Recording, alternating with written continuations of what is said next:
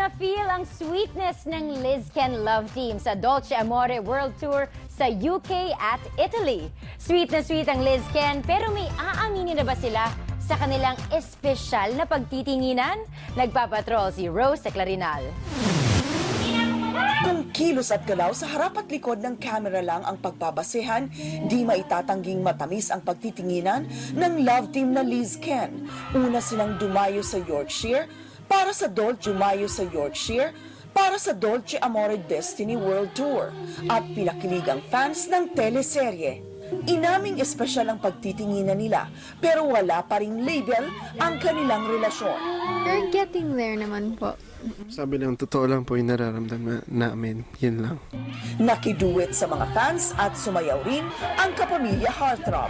Nag-effort din talaga sila na makasabay sa amin sa kanta. And even the Amsterdam, Monte Carlo, Holland. Yung iba galing Cebu. Sabi yun, lumipad dito para lang manood. Inabangan din sa Milan ang Dolce Amore Grand Fans Day. Lei sai soberano. Dolce Amore. Ay kita! From Italy. Nagtiis ng gutom at pagod ang diehard fans. Ang grupong ito, dinaan na lang sa kanta ang pagkainip. Mga batang dyan ang nagpapalis ng mga pagod namin pagdating sa trabaho. We love Dolce Amore. Nanggaling pa kami sa Las Vegas para lang manood. Pagbukas ng venue, nagsimula ng magkagulo ang mga fans. Maging ang mga marshals ay nahirapan sa pagkontrol ng tao pero wala namang seryosong nasaktan.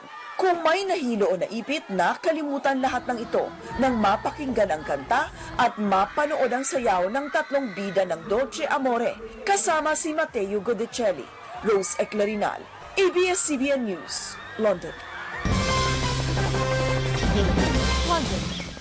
Hahabulin ko sana. Punta At ako yan ang mga balitang nakalap sa aming mas malawak na pagpapatrol.